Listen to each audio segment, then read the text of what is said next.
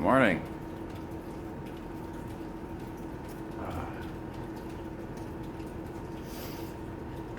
So I spent the last 30, 45 minutes looking for my old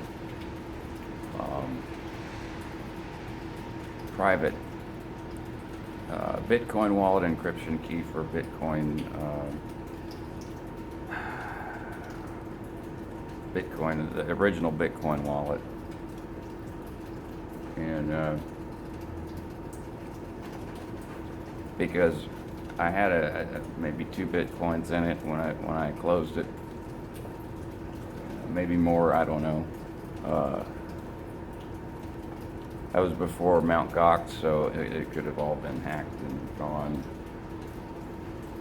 I used to keep my encryption key or my private key around my neck. Don't know where the USB is. That was 7 years ago, so I have no idea where that USB is, and there's 2 hard drives that are gone now. Most of it was backed up, but I don't know what the name of my backup would be.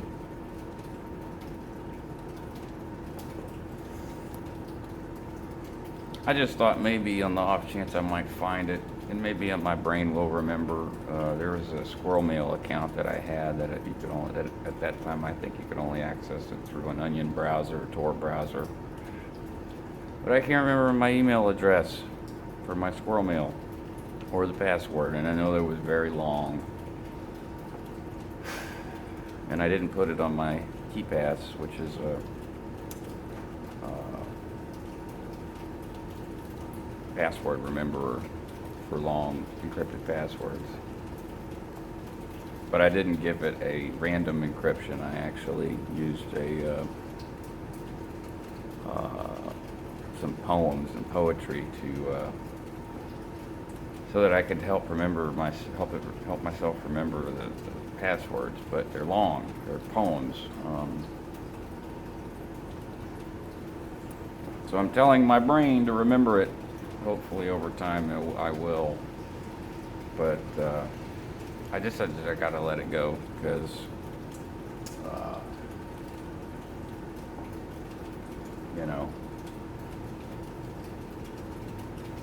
no sense crying over spilt milk.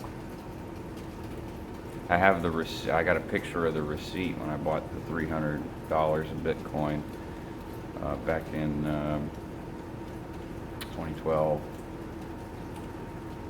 And good Lord,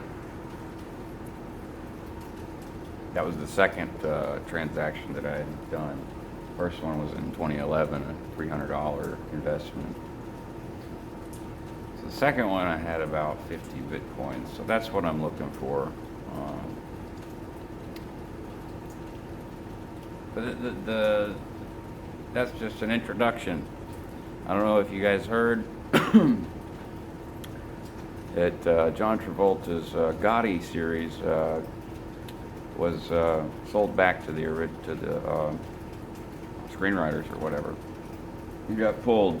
It's not. There's no deal. 10 days before Lionsgate releases it, Lionsgate says nope. We're gonna pull that. So why? I wonder why. Kelly Preston and John are both in that movie. I wonder if it has anything to do with the controversial Scientology affiliation.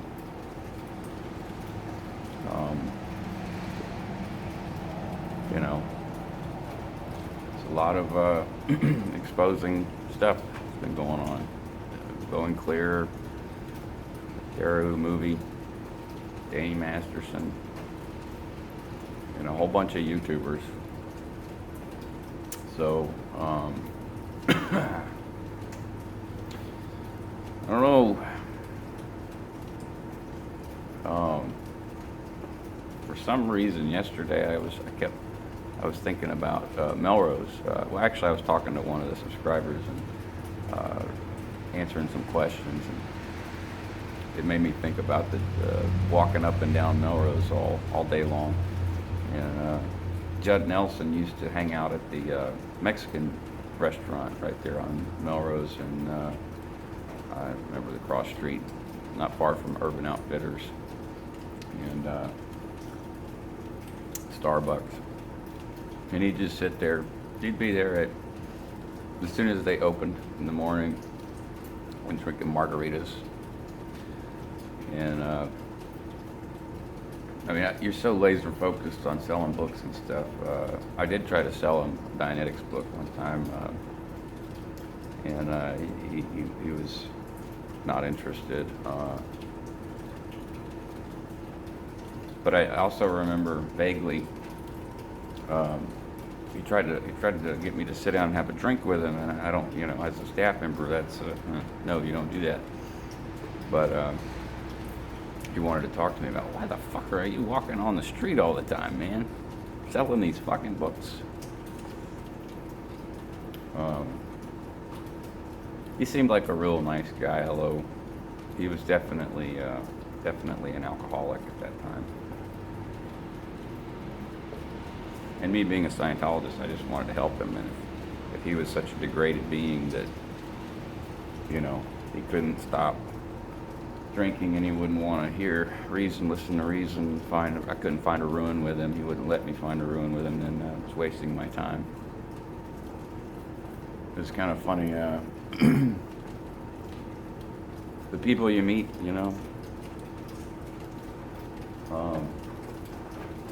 last night I watched a documentary that Jim Carrey did, a bunch of unreleased footage from the Man on the Moon set, like behind the scenes.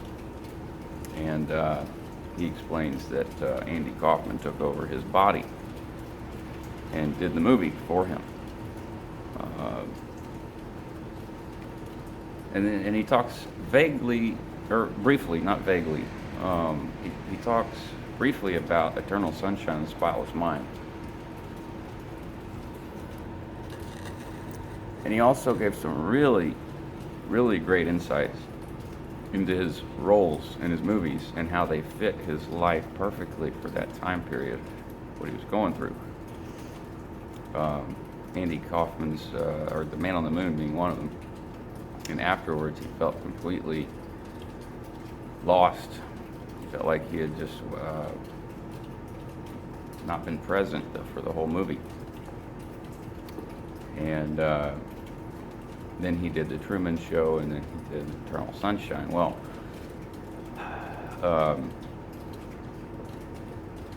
those of you who know about Jim dating a Scientologist and her suicide, if you go back and watch Eternal Sunshine, I believe that you'll find some inferences into his relationship with that Scientologist. Because in the beginning, when you find out, he's erasing a person from his life. That's disconnection. He talks about in this new Netflix documentary. He doesn't say it was a girl. He doesn't say that she disconnected from him. He doesn't mention her name. He doesn't mention Scientology. He just says, and there's a clip of him in the movie going to talk to this girl, and she's just like, it's Kate Winslet's character, and she's like pretending she doesn't even know him, never knew him ever, and it breaks his heart. And then he says there was a point where he felt like that. He doesn't say it with his person, but it's something to check out if you go read up on Jim Carrey in connection to Scientology. He was seeing a therapist and on psych drugs, and he stopped taking the drugs and he started back on them. I think it's very possible that Eternal Sunshine has. I need to watch it again because I think there are quite a few Scientology references, which would explain why, as a Scientologist, I really liked the movie. Anytime a Scientologist watches a movie and sees any kind of semblance of the tech in action, in life, it's like, oh, see? It's right, like the Matrix, the Matrix Revolution, and all that stuff, like Neo, OT powers, all this shit. Overt act motivator sequence, goals, problem, mass, facsimile 1, whatever. So, I found Jim's words incredibly inspiring, as I usually do, especially later in his life, when he talks about how much money, he had. There he was, completely, fully realized creatively, had all the money that he could ever want, all the things he could ever want, and yet he was still not happy. And this morning I'm digging around for Bitcoin. Money is helpful. If I could find that Bitcoin, I could pay off all of my debt right now. I'll be honest, I don't have a lot of hope that I will. But I'll try to find the old email that I used. Maybe I have a backup there. That's the only place I would have kept the backup, because at that time, dealing with Bitcoin was kind of dicey, because it was associated almost exclusively with black market trading. So whenever the Silk Road was being investigated by the FBI, I basically shut down all my accounts and left it at that. And that could be, so my Bitcoin could have been part of the federal auction, like they could have seized it. So Jim has some pretty insightful things to say. Sometimes it's a little hard to take it from a celebrity who is enlightened, like, oh, you think you want money and you think you want all these nice things, but I have it and it doesn't make me happy. Well, that's because you have it, I mean, you have everything that you could possibly want, and you don't have to really worry about money. And money is a major concern for a lot of us in the real world. So once that's gone, what's left? Just yourself. You have to find peace and happiness within yourself. As lowly little peons like us, we get distractions daily to take care of our daily business, and not that someone who has a lot of wealth doesn't have those kind of distractions, but they may not be as distressing as they are for someone who has nothing, So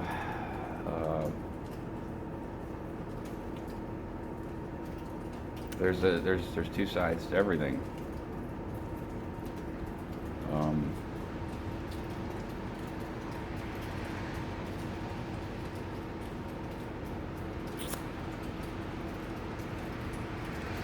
So I started, he inspired me a lot, and he always inspires me, Jim Carrey. He always is a huge inspiration. Very inspiring person. And so I started writing out the script for Scientology Melrose, and I'm going to tell it from my perspective. Is all I can do. and hope that some of the other people can contribute to it. But I have a solution to showing all of the staff members. It may sound silly, but I know that it will work. You guys have probably seen in like behind the scenes parts of DVDs or documentaries or whatever, where you see people in full-on green suits. Well, you can buy just the face mask. So that's what I was planning on doing, and replacing the face with just a blank texture, which would be kind of a creepy, cool, just flat texture on the face, or no texture at all. Just basically a body with no head. And those will be the characters that are either still in Scientology, real people that are still in Scientology, or people who don't want to be in the series itself. So it's probably too long to make a movie out of, or a 2.5 hour presentation or something. It'll probably have to be written in episodic content. So I wrote the first episode last night, start to finish, how I got from where I was in life before Scientology into Dianetics. And at this point, in the first episode, there's no real mention of Scientology yet. And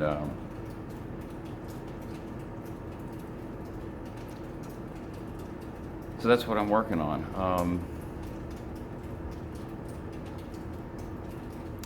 I also worked on some post-production elements, just to get a visual, for myself, to get a visual idea of what I want it to look like, especially the introduction and credits and stuff, and possibly some of the special effects and transitions from one point to another. And as I get that project, more and more completed, I'll share more of it.